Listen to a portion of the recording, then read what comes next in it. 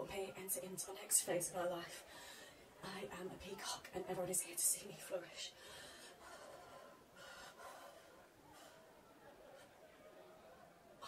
It's welcome to our wedding. Oh, Niall should be here for this bit. What do you get when you cross 100 Irish, 30 Northerners and 10 Egyptians? It's no joke. It's my wedding. It's my wedding. I didn't want any of this. I would have been happy to do a Vegas wedding. You know, Elvis, Little Whitechapel, the whole shebang. But since we decided that this is what the day was going to be, well, I've just lived this day in my dreams.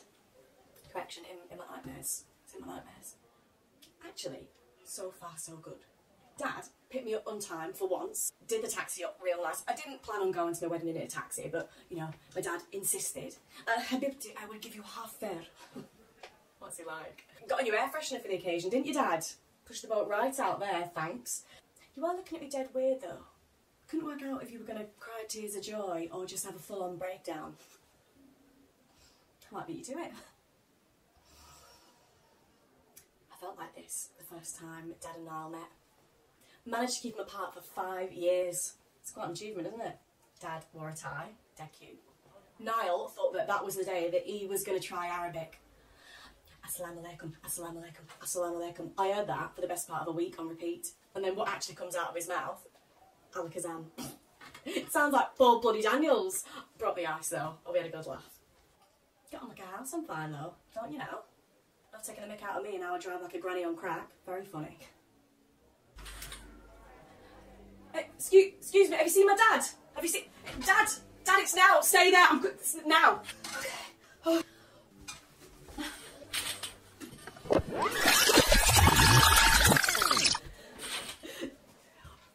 We're married! We did it! I can't believe it! It feels, well, it feels the same. It feels like I'm shackled to Niall for eternity. Joke. Yeah, it was, there is one bit that I really want to remember. Just before we walked down the aisle, my dad said, in Sarat Isra Gamal, wa Anishi Shamal. I probably said that wrong, but I think it means if you're going to steal a camel, and if you're going to love someone as beautiful as the moon. I think it just means you kind of got to live life to the fullest. Oh, just steal a camel? Anyway, we're dead nice. So, why is walking suddenly so hard? Walking down the aisle there, Mum blubbing away, and by blubbing I mean dabbing one solitary tear off her face. Good old stiff upper lip, true northerner. Get down to the end, and Niall is as white as a sheet. I mean, find me an Irish person who isn't. But Dad has to be prized off me. He's actually left nail marks. Hands me over, proudest punch, like his prized camel, and then puts his hand on Niall's shoulder, leans over, and whispers something into his ear. And I thought, what a lovely moment. Turns out Niall's flies were undone. It was so nice in the moment, and no one else knew. But Niall did his vows in Arabic. Didn't have a clue. Dad blubbed harder than when Wigan got relegated in 2013. It was impressive. I mean, I've not got a clue what he said. Niall, when we get that wedding video back, we'll pop it all into Google Translate and we'll have a good old laugh. Sam, preachers in 5. Oh yeah, 5. Oh yeah, I'll be out at 5. Yeah, alright. Speeches. Whose idea was that? Giving well-lubricated people a mic. I hope everyone remembers their pre-wedding briefings. To the Irish, no, there's not going to be a pig on a spit for the buffet. And whatever you do, just don't keep on asking the Egyptians if they want a drink. They can't. And don't say, oh, go on, go on, go on, you will, when they say no, because they literally can't. To the Egyptians, prepare a song. The Irish will make you sing. Also, don't say top of the morning to you. No one says it. It's not big, it's not clever, just don't do it. And to the Northerners, I just kept it simple. Just don't get too shit-faced.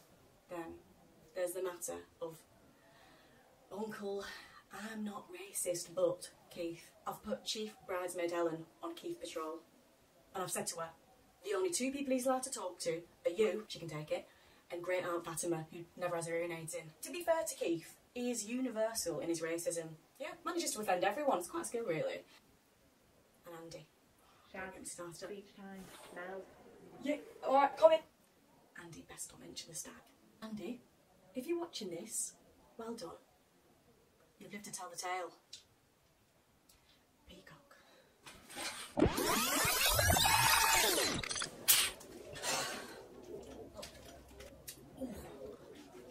He knows. He bloody knows. So, get to the end of my dad's speech, yeah? And he says, so much love in the air, there must be something in the water. Then, goes to take a swig of my water. I've got to wrestle it off him and down it. And all day, Habibti, drink up, please, drink, you must keep hydrated. Sicko. I thought, no one will smell the body on my breath and it'll just take the edge off the day. And I had to give some real thought about whether I was going to drink or not today because it's weird. My dad and that side of the family, I've never really seen me ever drink. So I did what any self-respecting daughter would do and I popped it in an Evian bottle. What? Every family has got the elephant in the room that they lovingly nurture and throw the occasional nut to, and we are no different. We all just live in this ignorant bliss. My dad knows, we just, you know, don't acknowledge it. It's easier that way. Well, apparently not today. Oh, and we just about get through the speeches. And I'm squeezing Niall's hand every step of the excruciatingly awkward way. Uncle Keith pipes up at the back, flailing around like an inflatable man on a used car forecourt. Dad, right, gets the end of his toast. Uncle Keith pipes up with, cheers! We're gonna blow the lid off this place like it's Northern Ireland in the 80s. I did not see that one coming. Where the hell was Helen? One job to do! Useless. Oh, buffet's out. Better soak this lot up. I wonder what they'll think of the spread.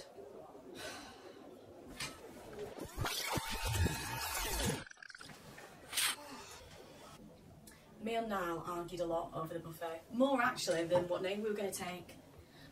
Yasmin is a feeder and Niall bloody loves it. Can't get enough. I said that for a wedding it's too risky. People would expect quiche and chips and that's that. You know, beige. Well, I was wrong. You were right. Well done, Niall. I'll have to edit that bit out. We'll cut it up and make it his ringtone. The koshery went down a treat with the Irish and I've got to say, these stuffed lime leaves are banging. But Uncle Keith, his joke about the lady's fingers still isn't funny, but he's keeping on trying. Yep, still sending a buffet now. Oh, he's waving one out from his face. I'm absolutely stuffed.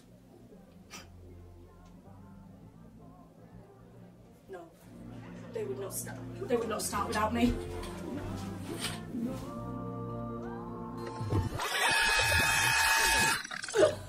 Oh my god, that was a right laugh.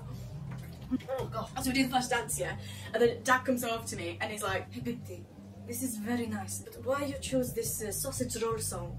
Rock and roll, Dad, it's rock and roll. Oh god. Auntie Joan, first one on the dance floor, always is. She is trying to recreate this dance we did on the hen, yeah, single ladies kind of thing. She's been dying to get the hens together. Ellen, let's get her top back on now. Turns out she's not trying to recreate single ladies. We did belly dancing as well, but someone's a novel idea to book belly dancing for my hen. Actually, it were a right laugh, but there was a middle-aged woman named Julie who were teaching us. Of course, she was terrified of the fact of having real-life Egyptians in the room, but she needn't have been. She could move. Everyone got involved. Yaz, the most, she was amazing. And an image that is etched into my mind is my mum dancing on a table, scantily clad, with Yaz's arm around her, and my mum shouting, woo, there's no point me spending money on all these pies if I can't show them off. Oh god. Of course, we ended the night with an ill-timed screaming orgasm. Yeah? Poor Yaz. I mean, Yaz was on the slurs, but, you know, no one wants to see their stepdaughter drinking a cocktail through a tiny little penis. I had no choice. God, it's popping off out there. We didn't know what to book, so we just booked an Irish band and Egyptian, and pair that with the old Northern soul, the kind of mix going on there, created a new genre. What am I doing in here?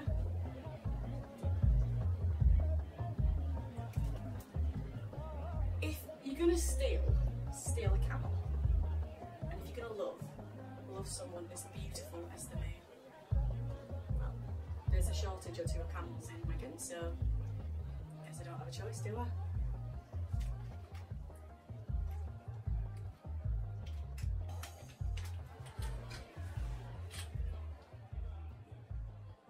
Shazzy.